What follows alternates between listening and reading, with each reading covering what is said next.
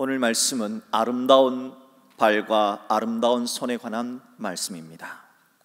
우리는 지난주 로마서 10장 1절로 13절의 말씀을 통해서 우리가 구원을 받으려면 어떻게 해야 하는가 하는 진리를 배웠습니다.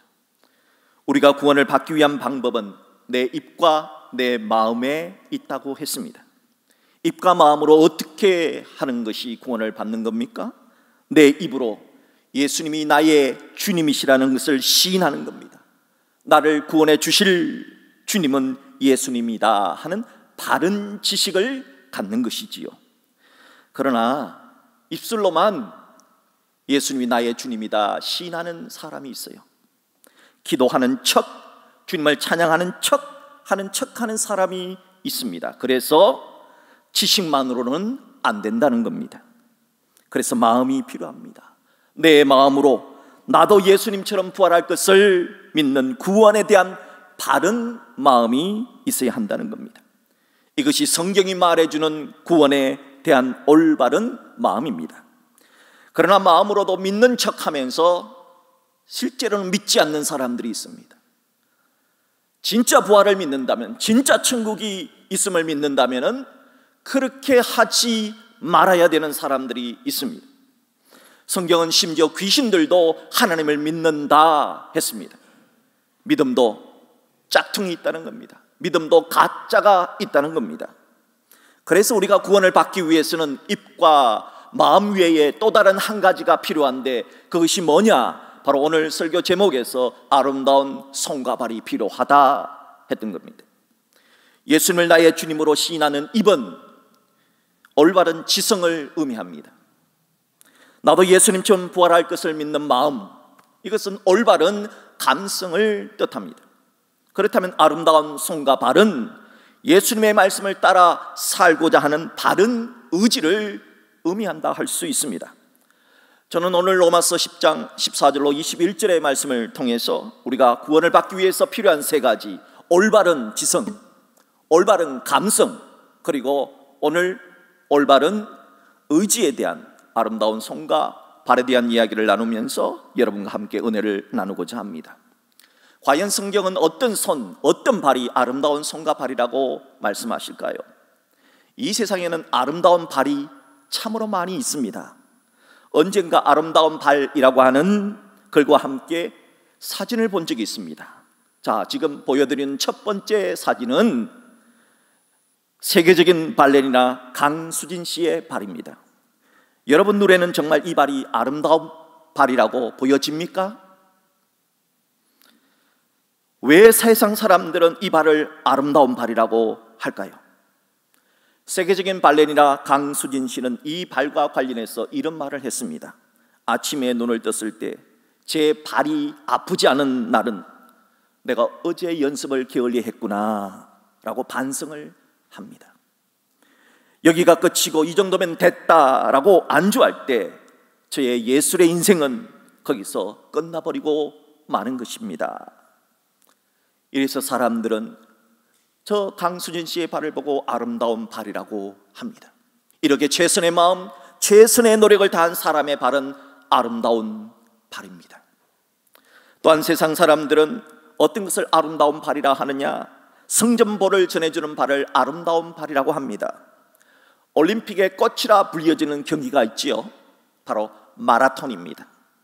마라톤의 유래는 전쟁터에서 승리했다 하는 소식을 전해주기 위해서 시작이 되었습니다. 전쟁이 나면 전쟁에 참여한 가족뿐만이 아니라 모든 백성들은 걱정과 근심에 빠집니다. 내 아들은 어디 다친 데는 없는지, 우리 아군의 피해는 없는지, 이러다가 우리나라가 전쟁에서 진짜 이기는 것인지 하고 불안해합니다. 그러니까 이런 불안과 걱정을 없애주기 위해서는 전쟁에 이겼을 때는 빨리 이 복된 소식을 전해주어야만 하는 겁니다. 주전 490년경 페르시아 제국이 아테네를 공격하기 위해서 마라톤 평원에 도착을 했습니다. 페르시아 제국의 군사는 20만 명, 그러나 아테네는 1만 명. 20대 1로 싸운다는 것이 쉬운 일이 아닙니다. 누가 봐도 역부족입니다. 누가 봐도 이 마라톤 전쟁은 아테네의 열쇠입니다. 그래서 아테네는 스파르타에게 구원을 요청했습니다. 하지만 스파르타는 도와주러 오지 않았습니다. 결국 아테네는 스파르타의 도움 없이 1만의 병사로 20만의 페르시아 대군을 맞이해서 정말 혼신의 힘을 다해서 마라톤 전쟁에서 승리하게 됩니다. 얼마나 기쁜 소식입니까? 그래서 이 기쁜 소식을 빨리 아테네 시민들에게 전해주기 위해서 병사 중에서 가장 빨리 달리는 피데스라고 하는 병사에게 빨리 아테네로 가서 이 기쁜 소식을 전해주라 명을 내렸습니다. 피데스는 걱정과 불안에 놓인 아테네 시민에게 이 기쁜 소식을 전해주기 위해서 정말 젖먹던 힘까지 다 내어서 전 속력으로 달렸습니다. 그리고 아테네에 도착하여 이겼다, 우리가 마라톤 전쟁에서 승리했다 하는 승리의 소식을 전한 후에 그 자리에서 숨을 거두었습니다. 올림픽의 꽃이라 불리는 마라톤은 이 기쁜 승리의 소식을 전하기 위해 자신의 목숨까지 바꾸었던, 마라톤 평원에서 달려왔던 그 병사의 아름다운 희생정신을 추모하기 위해서 생겨난 아름다운 경기라 합니다. 이렇게 기쁜 승리의 소식을 전하는 자의 발 역시 아름다운 발이라 할 수 있습니다. 세상에는 이렇게 기쁜 승리의 소식을 전하는 발, 최선의 마음과 최선의 노력을 다한 사람의 발 위에도 아름다운 발이 많이 있습니다. 그러나 하나님은 무엇을 아름다운 발이라고 할까요? 과연 성경은 무엇을 아름다운 발이라 할까요? 이것이 우리에게 중요합니다. 사도 바울은 자신의 동족 이스라엘 민족이, 그 많은 이스라엘 사람이 다 구원받는 것이 아니고 소수의 남은 자만 구원을 받는다는 이 사실에 대해서 설명을 하면서 무엇이 아름다운 발인가를 설명합니다. 본문 14절을 보십시오. 그런즉 그들이 믿지 아니하는 일을 어찌 부르리요? 먼저 사도 바울의 동족인 이스라엘 민족이 믿으려면은, 구원을 받으려면은 믿어야 부를 것 아닙니까? 믿어야 구원을 받을 것 아닙니까? 그렇다면은 믿으려면은 듣지도 못한 일을 어찌 믿으리요? 믿으려면 최소한 예수님에 대한 소식을 들어야 되는 것 아닙니까? 또한 들으려면 전파하는 자가 없이 어찌 들으리요? 예수님을 전하는 선교사가 있어야 되지 않느냐 하는 겁니다. 전도자가 있어야 되지 않느냐 하는 겁니다. 전도자가 자기 스스로 나는 전도한다 될 수 있습니까? 누가 보내야지요. 파송하는 교회가 있어야죠. 전도하려면 누가 보내야죠. 누가 보내야 됩니까? 하나님이 보내야 되는 것이죠. 본문 15절을 보십시오. 보내심을 받지 아니하였으면 어찌 전파하래요? 혼자 산에 들어가서 금강산에서 20년, 계룡산에서 30년 도 닦고 내려와서 도를 말하는 사람들이 있습니다. 다 꽝입니다. 다 가짜입니다. 왜요? 구원은요, 하나님이 주시는 것이지 스스로 도를 닦는다고 해서 구원을 깨닫는 것이 절대 아니기 때문입니다. 그러므로 구원은 하나님이 보내신 자의 말씀을 통해서만 구원이 되는 것입니다. 그래서 이사야 52장 7절의 말씀을 이용해서 사도 바울은 이렇게 말합니다. 기록된 바 아름답도다. 무슨 발이 아름다운 발이냐? 좋은 소식을 전하는 자들의 발이여 라고 말했습니다. 하나님이 말씀하시는, 성경이 말씀하시는 아름다운 발은 사람들이 천국 갈 수 있도록, 구원받을 수 있도록 그 복음을 전하는 발이 가장 아름다운 발이다 했던 겁니다. 이사야 선지자 당시에는 이스라엘 백성들이 나라를 잃었습니다. 바벨론 제국의 나라를 빼앗기고 저 멀리 바벨론의 포로로 끌려가서 바벨론의 그발 강가 옆에 있는 포로 수용소에 갇혀 있었습니다. 하나님의 말씀을 받고 그들에게 기쁜 소식을 전해주라고 하나님이 보내신 겁니다. 이제 곧 머지않아 너희들이 바벨론에서 돌아오게 될 것이다. 바벨론 70년의 포로 기간이 끝날 것이다 하는 이 기쁜 소식을 전하기 위해서 산을 넘고 물을 건너 달려가는 전도자의 발을 생각해 보십시오. 하나님은 그 발을 아름다운 발이라 했습니다. 우리가 자주 말하는 복음이라고 하는 말은 기쁜 승리의 소식을, 복된 소식을 전하는 것을 복음이라 합니다. 복된 소식 중에서도 가장 복된 소식이 있는데, 복음 중에 복음이 있는데, 그것은 지옥 가야 할 너가 바로 하나님의 은혜로 천국 갈 수 있는 방법이 있다라고 하는 그 복음을 전해주는 것, 이것이 최고의 복음이다 하는 것입니다. 그래서 복음 중에 복음은 예수 그리스도에 대한 이야기입니다. 바라기는 우리들의 발도 예수를 알고 입으로 시인하고 마음으로 믿는 것을 넘어서서 이렇게 복음을 전할 수 있는 그런 아름다운 발을 가질 수 있었으면 좋겠습니다. 여러분 발이 아름다운 발 되기를 주의 이름으로 축복합니다. 하나님은 복음 중에 복음을 전해주기 위해서 아름다운 발을 수도 없이 이스라엘 민족에게 보냈습니다. 얼마나 많은 선지자를 보냈습니까? 마지막에는 하나님의 아들 독자 예수 그리스도까지 보내주셨지 않습니까? 그렇다면 이스라엘 민족은 예수님을 믿어야 되지 않습니까? 그러나 본문 16절을 보십시오. 그러나 그들이 다 복음을 순종하지 아니하였도다. 이사야가 이르되 주여 우리가 전한 것을 누가 믿었나이까 하였으니 이스라엘 민족이 예수를 안 믿는 거예요. 듣지 못해서 안 믿은 겁니까? 몰라서 안 믿은 겁니까? 아닙니다. 더럽고 알아도 믿지 않았다는 겁니다. 본문 19절을 보세요. 그러나 내가 말하노니 이스라엘이 알지 못하였느냐? 알았어요. 누구보다 더 잘 알았어요. 그런데도 믿지 않아요. 사도 바울은 두 명의 위대한 선지자의 예를 들어서 너희들이 믿지 못한 것이 못 들어서 몰랐어 구원받지 못했다라고 하는 핑계를 대지 못하도록 두 분의 위대한 선지자의 이야기를 합니다. 첫 번째, 먼저 모세가 이르되, 모세가 예언을 했습니다. 신명기 32장 21절에서 한 예언을 사용합니다. 내가 백성 아닌 자로서, 백성 아닌 자, 하나님의 백성 아닌 자, 불신자 이방인으로서 너희를 시기하게 하며 미련한 백성으로서 너희를 노엽게 하리라. 하나님을 모르던 이방인들이 유대인보다 먼저 예수를 알고 예수를 시인하여 천국에 가게 될 것이라 모세가 예언했다는 겁니다. 그래서 이스라엘 백성들이 시기가 나고 분이 나고 화가 나게 하겠다 예언했다는 겁니다. 본문 20절도 보십시오. 이사야가 예언을 했습니다. 이사야는 매우 담대하게 예언을 했습니다. 이사야 65장 1절에서 이 예언을 했습니다. 내가 나를 찾지 아니한 자들에게 찾은 바 되고, 불신자들을 말하지요. 이방인들을 말하지요. 내게 묻지 아니한 자들에게 하나님이 누구신 줄도 몰라서 물떠넣고 달한 때 비나이다 비나이다 천지신명께 비나이다 말했던 그런 사람한테 나타났노라. 그런 사람이 먼저 예수 믿게 하고 먼저 하나님을 잘 믿어서 천국 가게 만들겠다. 누가 이런 예언을 했습니까? 이스라엘 사람들이 가장 존경했던 모세가, 가장 존경했던 선지자 이사야가 이런 예언을 했다는 겁니다. 그러므로 핑계댈 수 없다는 겁니다. 네가 천국 가지 못한 거에 대해서 핑계대지 말라는 겁니다. 복음서를 보면 언젠가 예수님께서 자신의 고향 나사렛에 가셔서 복음을 전하십니다. 예수님도 다른 동네 사람들처럼 자신의 고향 나사렛 사람들이 천국에 갔으면 좋겠다 하는 마음에서 그들에게 복음을 전했습니다. 그런데 예수님의 고향 사람들이 뭐라고 말합니까? 야, 너 요셉의 아들 아니니? 이리 와봐, 이리 와봐. 야, 너 기적을 행한다며 기적 한번 베풀어봐. 놀려댔습니다. 그리고 예수님이 하신 말씀을 꼬투리 잡아서 예수를 죽이려고 나사렛 저 북쪽에 있는 낭떠러지에 내려가서 밀치려고 했습니다. 예수를 죽이려고까지 했습니다. 이것은 우리들에게 아주 중요한 교훈을 줍니다.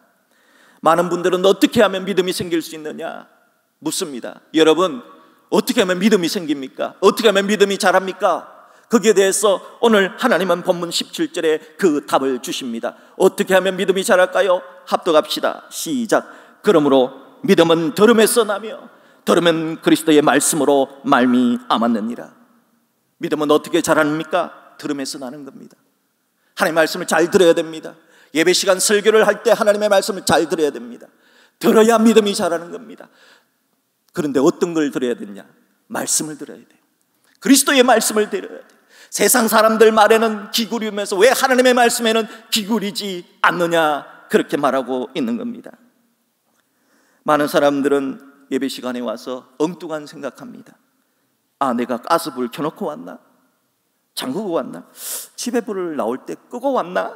문은 잠갔나? 강아지 밥은 줬나? 안 줬나? 여러분, 그런 생각이랑 다 내려놓으십시오. 제발 하나님 말씀에 집중하십시오. 우선 얘기입니다마는 어느 대형교회 목사님이 설교 도중에 누가 핸드폰 소리가 들려서, 이분은 또 핸드폰 소리가 들리면 설교를 안 해요. 설교하다가 딱 멈춰버려요. 그리고 어디서 났는가 째려보기 시작했습니다. 근데 또 째려보는 순간 또 소리가 나는 거예요. 그래서 한 바퀴 더 째려본 거죠. 근데 또 나는 거예요. 그래서 말까지 했습니다. 제발 예배 시간에는 핸드폰 좀 어떻게 좀 할 수 없습니까? 그런데 그 말을 하고 있는데 또 핸드폰 소리가 울리는 거예요. 화가 나서 보니까 자기 주머니에서 울리는 거예요. 얼마나 이 목사님 민망하고 부끄럽습니까? 그래서 얼렁뚱땅 저처럼 이렇게 하면 안 된다 하는 것을 보여주려고 그랬다는 거예요.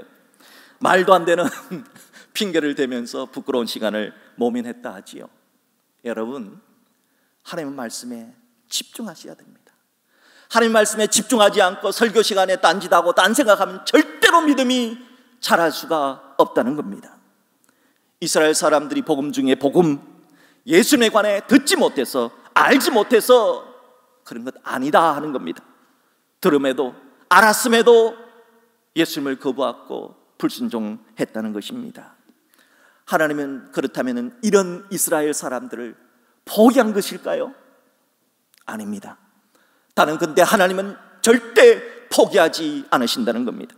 본문 21절을 보십시오. 이스라엘에 대하여 이렇게 순종하지 아니하고 이스라엘은 불순종했습니다. 거슬러 말하는 백성에게 이스라엘은 하나님을 거슬러 말했습니다. 내가 종일 내 손을 벌렸노라. 하나님은 이스라엘 사람들이 비록 복음 중에 복음인 예수님을 거부했어도, 심지어 복음 중에 복음인 예수 그리스도를 십자가에 못 박아 죽였어도 내가 종일 내 손을 벌렸노라. 나는 단 한 번도 너를 포기한 적이 없다고 말합니다. 지금도 하나님은 이스라엘을 구원하시려고 끊임없이 애쓰고 있다는 겁니다. 하나님의 아름다운 손, 하나님의 아름다운 손은 지금도 펼치고 계시는 손입니다. 사랑의 손입니다. 그 누구에게도 포기하지 않으시고 펼쳐주는 손, 그 손이 아름다운 하나님의 손입니다. 누가복음 15장 탕자의 비유를 보면 하늘 아버지의 아름다운 손에 대한 이야기가 나옵니다. 하나님을 상징하는 아버지의 말씀을 거역한 아들이 있었습니다. 결국 그 아들은 탕자짓을 합니다. 아버지에 찾아가서 아버지 죽으면 그 재산 다 내 것이 될 거니 미리 유산을 주세요. 아주 괘씸한 놈이지요. 그런데 아버지는 유산을 줍니다. 유산을 받자마자 탕자는 그 돈으로 아버지를 떠나버립니다. 그렇게 떠나버린 아들을 보면서 아버지는 눈물을 흘립니다. 그리고 아버지가 평생 수고해서 번 돈으로 나눠준 유산, 그 유산으로 먹고 마시고 취하고 즐깁니다. 그러다 돈이 다 떨어집니다.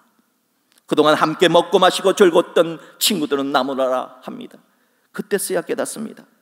돈 있을 때 내 옆에 와서 친구 노릇한 자들은 다 가짜였다는 사실. 누구 하나 돈 떨어지다 밥 한 그릇 사주는 사람이 없습니다. 결국 유대인들이 가장 싫어하는 돼지를 치면서 먹을 것이 없어서 너무 배가 고파서 돼지가 먹는 돼지 먹이를 먹게 되었습니다. 그러다가 아버지가 생각났습니다. 그래도 아버지 집에는 먹을 것이 많은데, 그래도 아버지 집에는 먹을 것이 많은데, 비록 내가 아버지의 마음을 아프고 하고 비록 내가 아버지를 떠났지만 다시 아버지께 돌아가자, 두들겨 맞아 죽는 한이 있더라도 돌아가자 하고 아버지께로 돌아갑니다.